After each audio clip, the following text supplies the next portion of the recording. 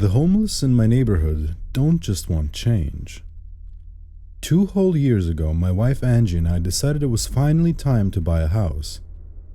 We knew it was anything but the buyer's market, but we were sick of paying triple what our mortgage would be in rent every month.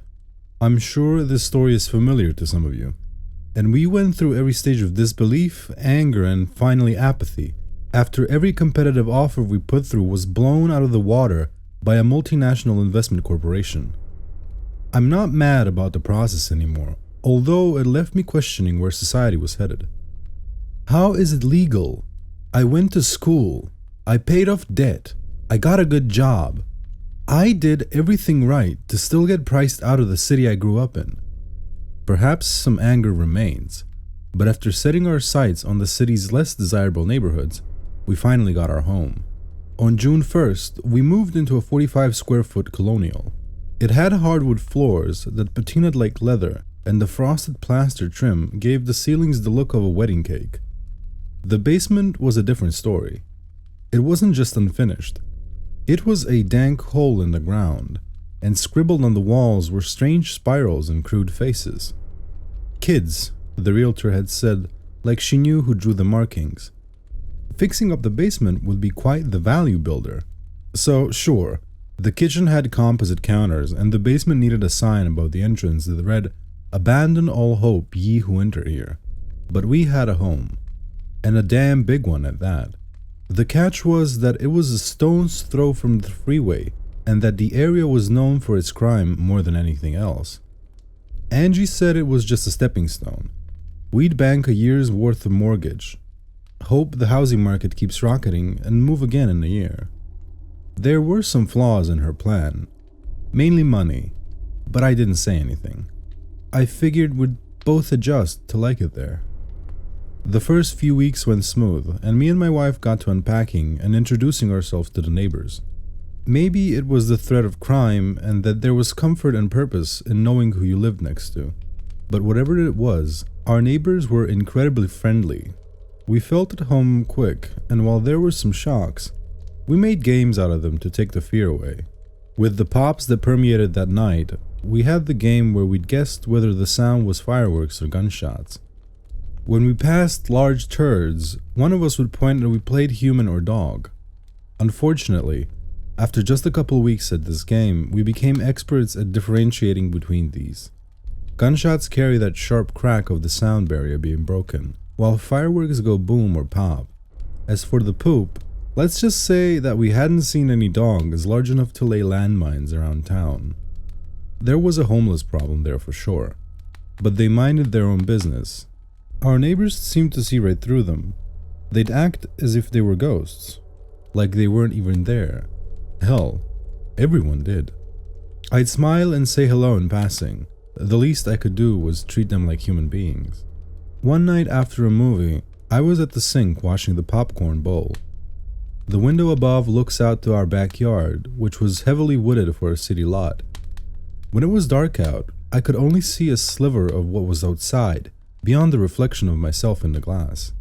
I frowned at the shadow of a tall, dark stump. I don't remember a tree there. I swayed on my feet to see past my reflection. In between the bushes, nearly out of sight, a man was standing still, staring back at me. My heart leaped, and I dropped the bowl where it crashed in the sink. "You okay in there, honey?" Angie shouted from the living room. "Yeah." I kept my eyes on the man and said nothing to Angie, not wanting to alarm her. "I'm gonna take the trash out." "Okay." I walked by the trash without touching it and opened the back door. "Hello?" Outside, the wind was blowing hard, and the branches of the buckthorn the man stood behind were waving wildly as if to warn me. "What do you want?" I stepped forward to try and show I wasn't scared, but it was the tepid step of prey, like I was better planting my weight to run. The man said nothing. I took another step forward, more confidently this time, but jumped when my movement activated the motion light. I composed myself and yelled, "This is private property. If you don't leave, I'm calling the police." Now this was the emptiest of threats, and everybody in the neighborhood knew it. The cops made a point to show up an hour late if at all. The man walked forward a few paces to where I could see him better. He was very tall and wore a heavy wool overcoat that stretched all the way to his ankles. He kept walking towards me. My brain was shouting, but I froze in fear. "What do you want?" He stopped just in front of me. A white scar starred across his black skin just below the chin. He was at least 6'6", but the coat that ran the entire length of his body made him gigantic. His face was recently shaven and gaunt. He held out his fist at arm's length, and when he uncurled his fingers, cupped in his enormous palm was a pill. "I don't have any drugs," I said. His face didn't change any. There was no want or question in his eyes. "You want me to take it?" I pointed at his hand, but still his expression was static. I reached out and gently plucked the pill from his palm. I held it between my forefinger and thumb. It was just a pill capsule. Whatever had been inside had been emptied. "What do you want?" I asked again.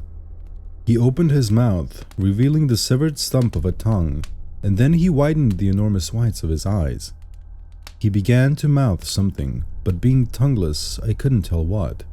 But my blood cooled, because I felt certain it was some kind of curse. "Please," I murmured, "please leave." He turned and stepped into the night, and I watched the bushes sway in his wake as if he were a giant parting his way through the woods. The next day was Saturday, and I was determined to find out if anyone knew this tall man. I walked to the strip mall and asked some of the homeless in the area, but as soon as I began to describe him, they all looked at the ground and shook their heads.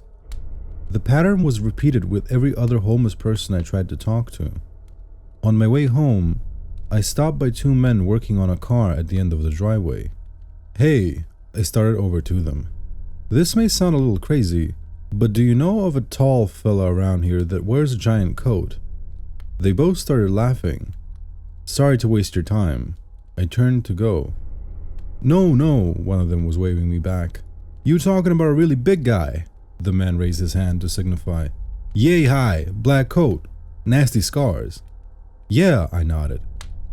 "Well, that's Tall Frank. What do you want to know about him? You see him in your recycling?" "No, why?" "Tall Frank's a can man. He makes his living that way." I nodded. "He was acting weird in my backyard last night." "Weird how? Was he just looking like his weird self?" "No, he was staring at me from outside. When I went out, he tried to say something, or mouth something." Both of their brows rose. "You saying that Tall Frank tried to communicate with you?" "Yeah." They both looked at each other. "Tall Frank talks to nobody. And by talks, I mean communicating in any kind of way. He cut his own throat to never talk again," the other chimed in. "That's just a rumor. Tall Frank showed up into this neighborhood 20 years ago. No one knows where he came from, and the man can't tell you. Yeah, people put all kinds of legends to those scars. Some say it was a dog that bit him, but I never seen no dog that'll slice your tongue out. If he doesn't communicate with anyone, how come he has the name Tall Frank?" Well, that's what my mama would call him." He leaned closer to me. "She used to tell me, 'Watch my tongue, or Tall Frank'll take it,'" he chuckled to himself. "What do you think he wanted with me?"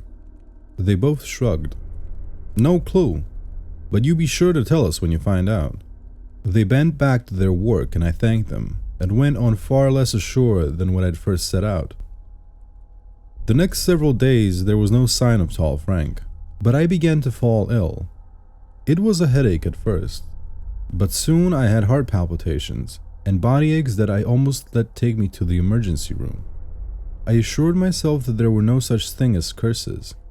Why was I letting one strange encounter with a homeless man dominate my every thought? Angie was working late recently, and when I had the house to myself at night, I would stand at the kitchen window and stare into the backyard. I was obsessed, and it wasn't long before I saw him again. I was wrapped in a blanket, filling the teapot at the sink, when I saw him standing in the same place as before. I dropped the pot and ran to the back door. "Hey!" My head felt light, and I was in the same kind of drunken state where your fear hardly speaks to you. I scampered through the backyard over to him. "What do you want with me?" Tall Frank was staring at me. He gestured with his scarred neck for me to follow. I looked down at my bare feet, but he was already walking. "Hey, just leave us alone." I stepped cautiously after him. When I got past the bushes where I could see the alley, I saw him standing near the trash cans. I ran after him. "I don't ever want to see you back here again." With our difference in size and the blanket wrapped around my shoulders, I'm sure I looked to him like some angry hobbit. He certainly didn't act intimidated, and I can't blame him. Tall Frank crossed the alley and sat on a crumbling retaining wall. He gently tapped the stone next to him for me to sit. "I'm not sitting." He reached into his breast pocket and paused before pulling out an envelope. Then he put the letter in his other hand and reached in again and pulled out another. "What are those?" He extended the envelopes to me. His long arm nearly stretched the entire alley. I approached the letters, cautiously snatching them and stepping back. "What are these?" I muttered, already distracted. They had both been opened, and I took the papers out of one of the envelopes. It was a handwritten letter on college ruler paper. All the ink was smeared like it had been dunked in water, but I could still read it, albeit slowly. When I was done reading, I let my arm fall down to my side and stared at Tall Frank in disbelief. Angie had a lover. I looked at the other envelope and hardly had to read it to figure it out. The letter read, "Atlantic Life Insurance." A policy had been opened in my name for $250,000. I stumbled over to the retaining wall and sat. The pills. I thought about the empty capsule he'd shown me that I tossed aside. It was my emergency albuterol. It had to be. A quick WebMD search showed that an overdose started with symptoms of headaches and heart palpitations. Angie is trying to kill me?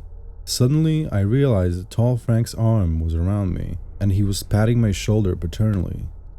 We sat there in silence for a long time.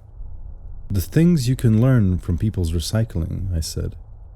Tall Frank nodded, and we watched the upstairs light turn on, and my wife appeared in the window.